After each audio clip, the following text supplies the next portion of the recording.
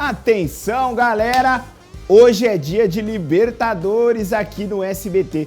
Tem Boca Juniors e Corinthians. O que será que vai tocar no fim do jogo? É cúmbia, Ronan? Solta aí!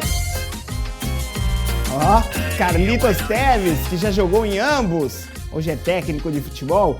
Ou será que é o funk, Ronan, que vai tocar? Aí, ó, Ariel, grande corintiano.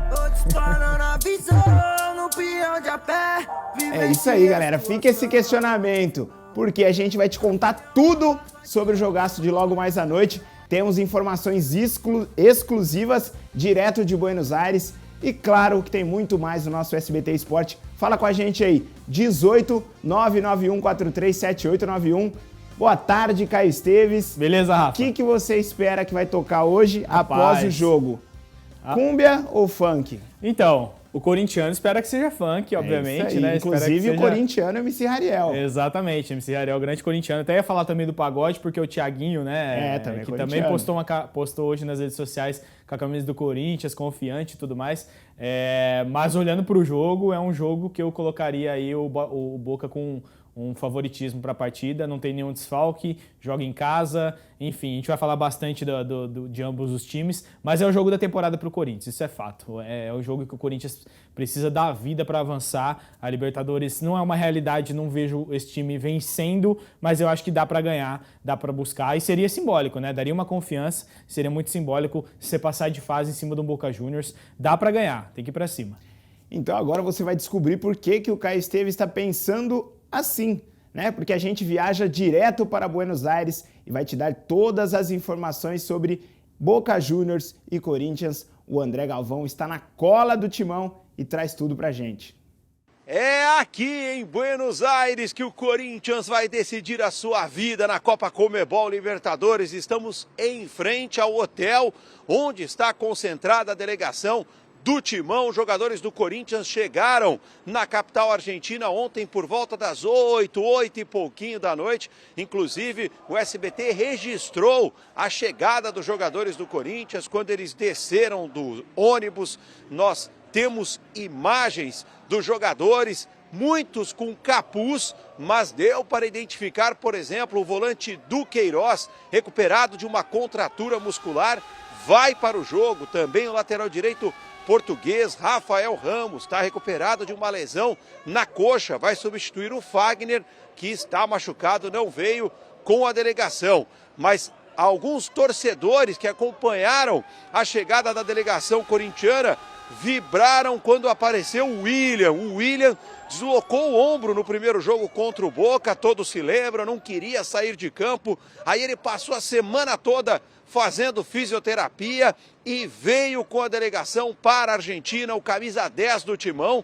O William vai fazer tratamento até horas antes do início da partida para tentar entrar em campo diante do Boca na Bombonera. Sua presença ainda não está garantida. Ao lado do William também estava o Gil, recuperado de uma lesão na coxa, é outro que pode ir para o jogo. O Renato Augusto, em compensação, está fora com dores na panturrilha, assim como o atacante Adson com Covid. Então vamos lá, um provável Corinthians para encarar o Boca aqui na Argentina.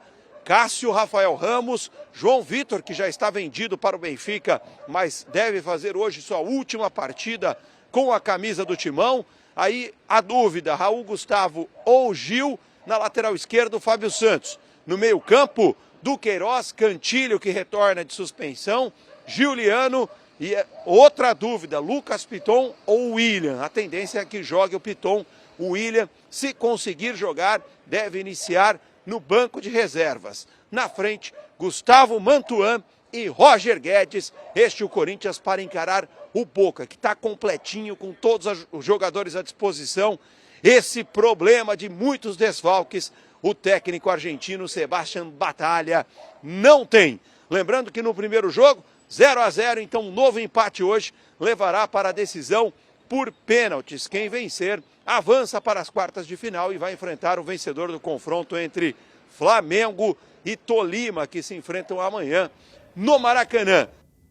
É isso aí, transmissão 9h15 da noite se inicia. Quem ganhar por qualquer placar se classifica. E se tivermos empate, decisão para os pênaltis, e aí, Caio Esteves? Jogo difícil, jogo, como disse, da temporada do Corinthians. Eu até imagino o William, se ele tiver ok para o jogo, eu imagino que o Vitor Pereira vá surpreender, digamos assim. Eu acho que coloca ele para começar o jogo, de titular. Eu acho que o Corinthians sente muito a falta do Watson e do Fagner, né? Acho que o lado do Corinthians, que é onde o Corinthians mais ataca, vai sentir muita falta, principalmente do Fagner, que é um cara que defende muito bem e também apoia muito bem, e o Watson, que é o escape, né? Eu tenho visto os jogos do Corinthians e o Watson, para mim, ele é o cara que quebra a marcação, é o cara da vontade, é o cara leve do time, Sim. Até mais que o William em alguns jogos. Então, eu acho que o Corinthians vai sentir muito. Ele finaliza sempre também. Finaliza, né? Testou positivo para a Covid, infelizmente, ele estava fazendo uns gols até. Acho que o Corinthians sente muita falta desses dois jogadores, principalmente. É claro que os outros desfalques, o Renato Augusto é um cara que dá qualidade no passe, mas não estava sendo tão aproveitado. Eu acho que é mais o Fagner e o Watson mesmo. E do outro lado do Boca, nenhum desfalque, né? Vai com a defesa titular, com a Advíncula, com o Rojo, com o Esquerdos e com o Fabra. Ali no gol o Rossi, o time todo defensivamente titular, meio campo também funcionando. Lá na frente você tem o Ceballos, você tem o Benedetto. São jogadores com muita qualidade, né? Então, o Vidia também na esquerda. Colombiano. Então, assim, o Boca é muito forte e o momento do Boca é bom. Por isso que eu coloco o jogo com muita dificuldade para o Corinthians. Dá para ganhar, mas vai ser bem difícil. Rapidinho, um exercício de puro achismo. Você acha que a decisão é no tempo normal ou vai para os pênaltis? Eu acho que no tempo normal define. Isso aí. Agora a gente segue falando de outro time que joga Libertadores. O Palmeiras já começou a trabalhar para o jogo de volta contra o Cerro e teve um jogador que se tornou desfalque. O que chama atenção é o motivo inusitado. O Palmeiras voltou aos trabalhos ontem de manhã. Abel Ferreira não teria nenhum problema novo para o jogo de quarta, contra o Cerro. Mas Gabriel Veron se tornou desfalque. O jogador sofreu um acidente doméstico, cortou o pé direito e precisou levar 11 pontos. Vai ficar fora do confronto de volta das oitavas. Ele continuará tratando e não tem previsão de retorno. Jorge, lateral esquerdo, está recuperado da Covid-19 e treinou normalmente. Marcos Rocha foi poupado contra o Atlético Paranaense, mas também trabalhou com o grupo no gramado. Caio, eu consigo lembrar aí de outras contusões esquisitas, né? O Canizares perdeu a Copa do Mundo de 2002, se eu não me engano, porque pisou num frasco de perfume e rompeu o tendão. E o Adriano pisou, segundo ele, numa lâmpada e queimou o pé e ficou alguns jogos fora do Flamengo, campeão brasileiro de 2009. Acontece, né? Esse acidente doméstico pode acontecer, todo mundo tá propício, pode acontecer com todo mundo, enfim. Mas assim, o jogo é mais treino pro Palmeiras, cara. Não tem muita discussão. 3-0 no jogo da ida. O Palmeiras, ele tá fazendo o inverso de todo mundo, né? Ele tá colocando o time, não tá precisando usar o time mais forte em muitos jogos da Libertadores e tá focando no Campeonato Brasileiro e tem um confronto contra o Fortaleza, que é um dos times que tá mais com pior campanha da competição, então acho que é jogo para garantir vitória também, mas assim, não vejo o Cerro dando qualquer tipo de risco, trazendo qualquer tipo de risco ao Palmeiras, acho que é um jogo mais para protocolo, o Palmeiras já está classificado para a próxima fase, vamos ver como que o Abel vai escalar o time, se vai usar uma força mediana, uma força máxima, se vai testar alguns jogadores, enfim, o Palmeiras já está classificado para mim, acho que não tem muito segredo não. É isso aí, então bora seguir aqui o programa. Surpresa também de última hora no Santos, o zagueiro Emiliano Velasquez, ele pediu para se desligar do clube e foi atendido. O vínculo dele com o Peixe iria terminar no fim do ano. Então ele e o clube chegaram a um acordo e a rescisão foi antecipada. Segundo o Diário Lance, o jogador recebeu sondagens do Colo-Colo do Chile, só que nenhuma proposta chegou. O Velasquez, que tem 28 anos e chegou sem custos vindo por empréstimo do Rayo Vallecano da Espanha. Galera, seguinte, pausinha rápida aqui no SBT Esporte, mas daqui a pouco a gente volta com muito mais. Segura aí.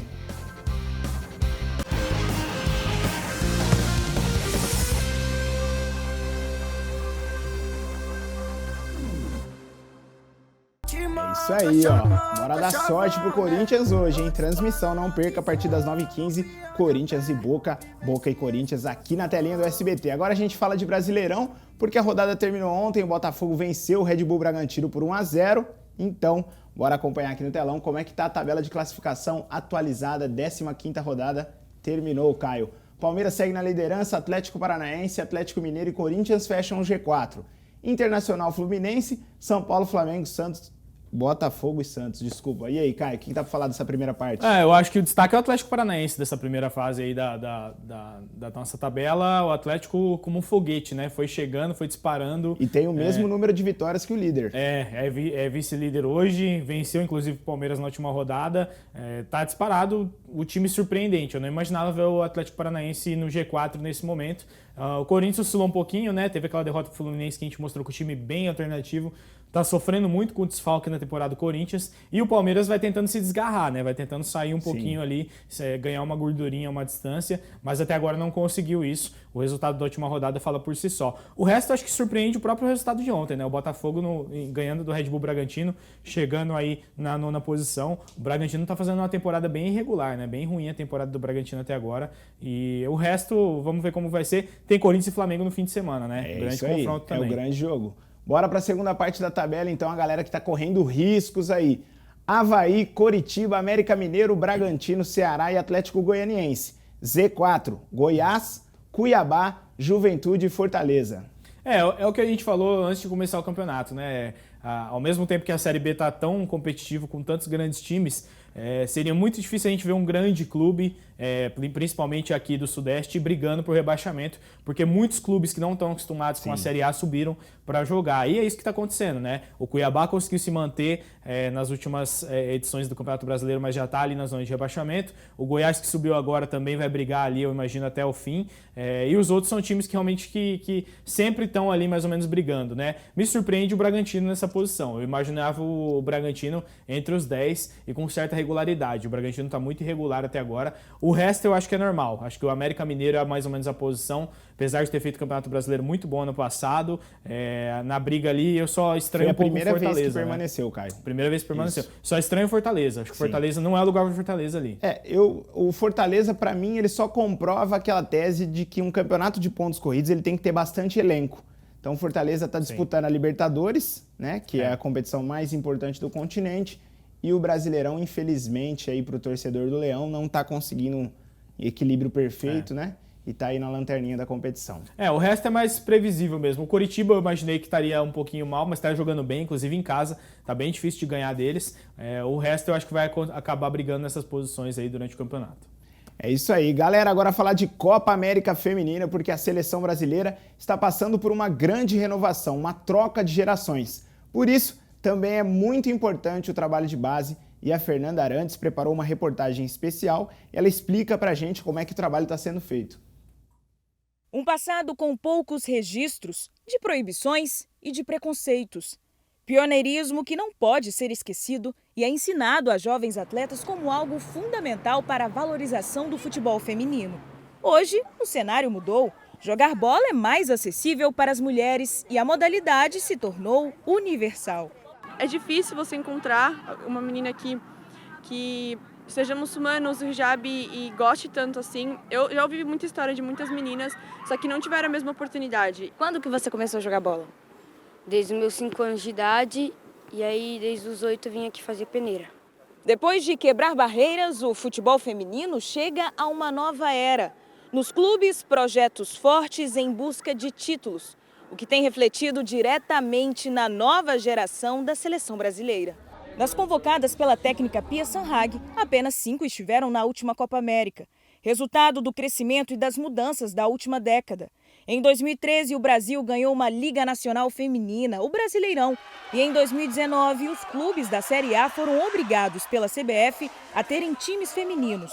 A modalidade ficou cada vez mais profissional, mais competitiva, e os investimentos na base começaram a aparecer. Hoje em dia a menina pode passar por todo o processo, né, fisiológico, o processo técnico e tático de evolução para que ela possa se tornar cada vez mais uma jogadora de alto rendimento.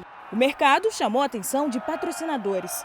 Um dos organizadores da Brasil Ladies Cup, torneio internacional que terá a 2ª edição esse ano, explica o interesse das empresas no esporte. Eles têm acompanhado o crescimento do futebol feminino no Brasil e no exterior. E as marcas elas procuram se associar com o empoderamento feminino, com a maior igualdade entre homens e mulheres. O futebol feminino é um fenômeno em crescimento que não pode ser mais evitado.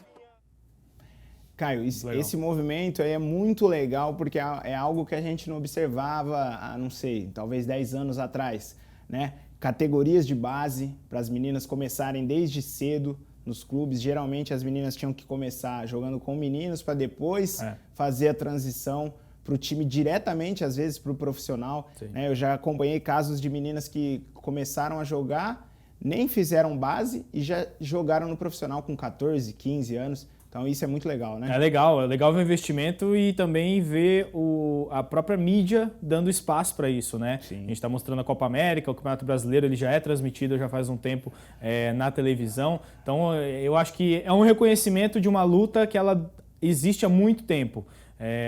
O futebol ele é o esporte mais praticado do planeta. Por que ele não pode ser praticado também por mulheres? Ele pode sim, e eu acho que as empresas também têm que olhar isso, quem investe em futebol tem que olhar isso, os próprios clubes, como uma modalidade que pode dar retorno. Cara, já teve jogo no Campeonato Brasileiro, final, com 30 mil pessoas no estádio. Sim. Então assim, as pessoas gostam de ver, ainda é uma coisa que ainda vai melhorar culturalmente com o tempo, mas é um caminho que você tem que ir traçando, né? Tem que ser mostrado mais, as pessoas têm que entender que há um profissionalismo ali. E eu acho que o Brasil está crescendo muito. A gente critica tanto o futebol brasileiro em alguns aspectos, mas eu acho que o futebol feminino brasileiro ele está se desenvolvendo numa velocidade que eu mesmo não imaginava. E eu fico muito feliz de ver isso. A minha prima ela é coordenadora de base da Ferroviária, já fazem mais de 3 anos. Então, assim, eu vejo de perto o trabalho que ela faz. Sim. E, cara, eles trabalham muito para chegar onde eles estão. Então, muito sucesso para elas. Tomara que continue crescendo, desde da massagista até o pessoal que